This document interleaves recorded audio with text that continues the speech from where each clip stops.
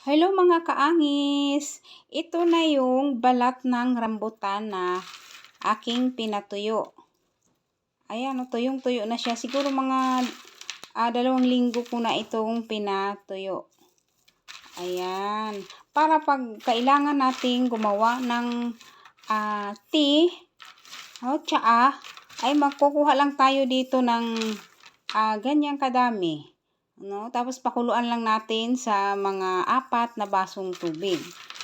So ito ay aking ilalagay sa lagayan para pag kailangan ko, mayroon agad akong magagamit. Ayan, tapos bibili ako ulit at ganito ulit ang aking gagawin. Papatuyuin ko siya. Ayan. Alam niyo ba mga kaangis, napakaganda nito sa ating kalusugan.